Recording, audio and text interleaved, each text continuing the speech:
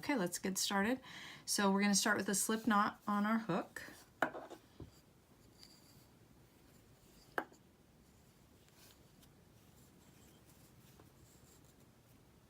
And for the 3-month size, I'm going to chain 15.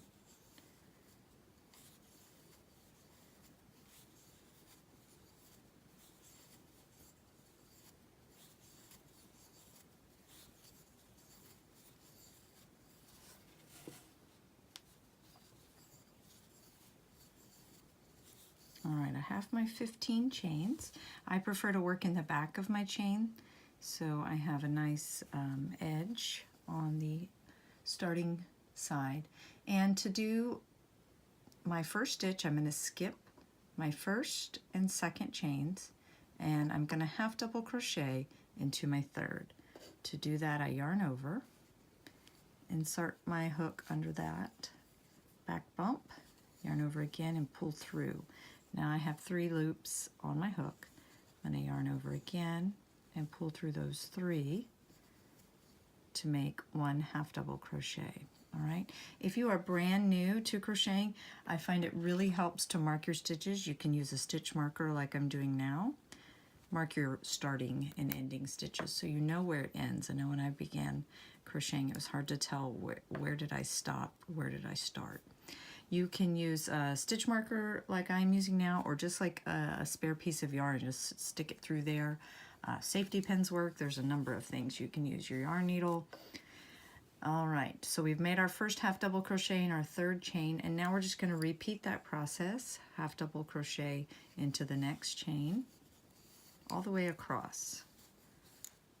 And this will be our starting row, our foundation row. All right, I have worked my last half double crochet into my last chain, which is my tail from when I started. And now I'm going to turn my work, which just means to flip it over so that now I'm starting on the right again. And to start row 2, and to start each row, I'm going to start with a chain 2. Now the chain 2 for this pattern does not count as a stitch. It's just helping us get up to the height we need to get started for our half double crochet. So that means we're going to work into this same stitch, yarn over, and instead of going under both loops like you normally would to make a regular half double crochet, we are working into the back loop only. To work in the back loop only, you need to look at the top. This is your front loop and that's your back loop. So yarn over, insert my hook down the middle and out the back. Yarn over and pull up our loop, yarn over and pull through. So you can see it pulling there makes for a stretchier stitch than if we went through both of these. So for this pattern, you're just going to repeat that stitch until you've reached the length. So for my second, going into the back loop only, there we go, half double crochet into the back loop only, all the way across. You can see my sort of ribbing showing up here since I have a front loop exposed. All right, so this is where I get to my stitch marker, which you'll recall I marked my first stitch of row 1. And since we work in rows back and forth and flip our work, turn our work, you're going to be, when you get to the end of row 2, you're going to be working back into the very first stitch you made. So that is helpful because here I have some loops that are turning chains that don't count for stitches that I don't want to work into. So I'm going to work into that. Oops, I almost went all the way in. You can actually do that on the edges and get a little bit straighter edge actually, but I'm going into the back loop on this pattern only, all the way to the edge because we're keeping it simple. So now what I'll do is take out my stitch marker. See how I might be confused if I was brand new on where to stop there because those are turning chains. And I'm going to turn, and then I am going to repeat the process. So once I get down here at the end, I might get confused again about where to stop and how many to go. The other alternative, of course, is to count your stitches, which your pattern provides for you. how many stitches you're looking for. We have 2, 4, 6, 8, 10, 12, and 13, which is how many is called for the newborn to 3-month pattern. Okay, so now you're just going to keep repeating that. Chain 2 to start your row, go into your back loop and half double crochet, and repeat that across. And keep repeating this same row pattern over and over until you have reached, for the newborn to 3 months, till you've reached 12 inches long. And for my gauge, that is 18 rows.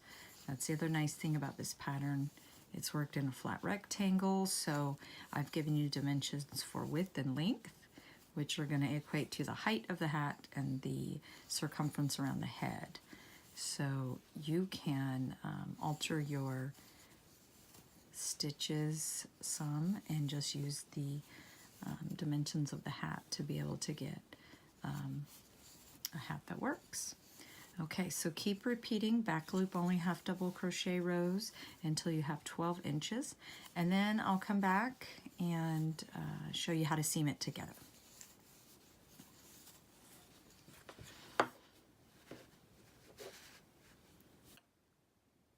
Okay, I have my rectangle worked up here now.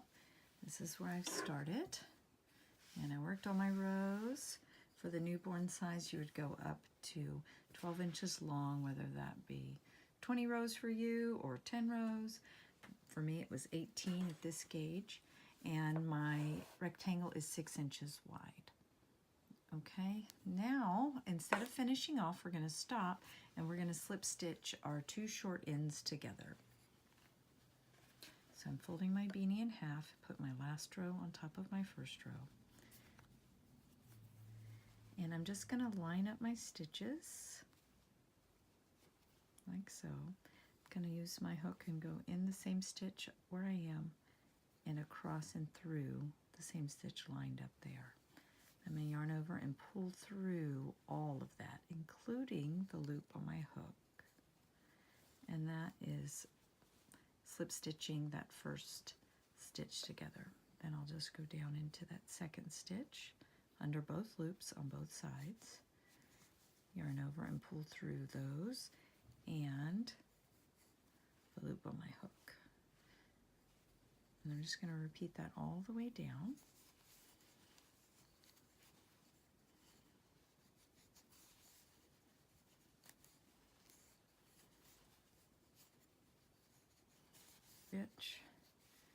I could have also left a really long tail here and used that one to stitch it up, but it's nice to end where I am and then just use my slip stitch there.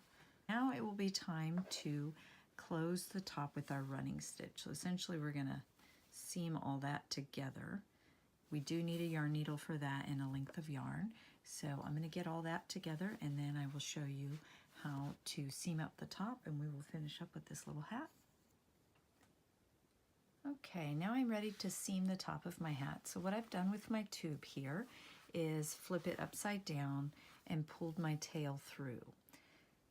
I slip stitched this together and this is where I ended. So I'm going to call this part the top so that I can just start working from where the yarn is. And I have my yarn needle, tapestry needle, large eye, blunt tip needle, lots of names for these. Okay, so I'm going to thread that in. And I've got about a 12-inch tail here just to seam up this little hat. So to do a running stitch, you're just weaving the needle in and out. Whenever I sew together, I try to go under at least 2 loops, unless I want a lot of stretch, and I don't necessarily want a lot of stretch right now. There are lots of different ways to sew, seam things together, so this is just one. So I'm just going in and out. Here I'm going to go under 2 because here I have just a single strand there, so I'm going to kind of skip over that space. And if you see, if I start pulling, you'll see how it's going to cinch close. So I will keep going around, trying to get under 2 where I can. I can even do it like that, wiggling through.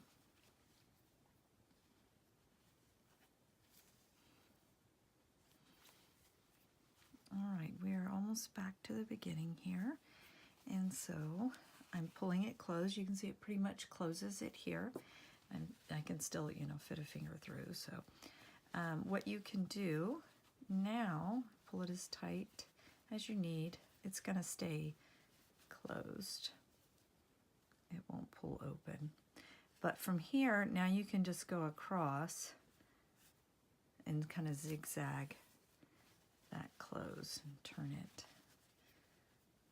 Put it. You're just kind of going by feel, getting in between stitches or even through them. You know, we don't usually want to split the yarn, but when you're seaming the top of a hat like this, that's okay. It's going to help bury the yarn, help secure it, and won't pull loose. So we're just kind of going in and out and using our fingers since it's so hard to see. And you'd see now I can't really get a finger through like I was, so that's where I'm going to go there. Get under there. Oops. Pull that spot closed. And then I'll just keep going as far as weaving away this. Okay. And I probably want to weave away from the top some because it is a little bit bulky. I don't want it to be too terribly bulky. So that is how you seam together the top with the running stitch for the Backcountry Beanie. Nice warm hat for getting out in the woods or the mountains when it's cold, or just for walking the neighborhood. This is our seam here, so we want to turn it right side out, and then you don't have that. Look how nice that is. That is our little version of a Backcountry Beanie. You can add a little pom-pom or leave it off. That, of course, is up to you. And that's about it. Remember, you can find all the details to make sizes newborn to adult on my website. It's christacodesign.com, and I'll drop the link in the descriptions. Thanks for staying, and I hope this was helpful.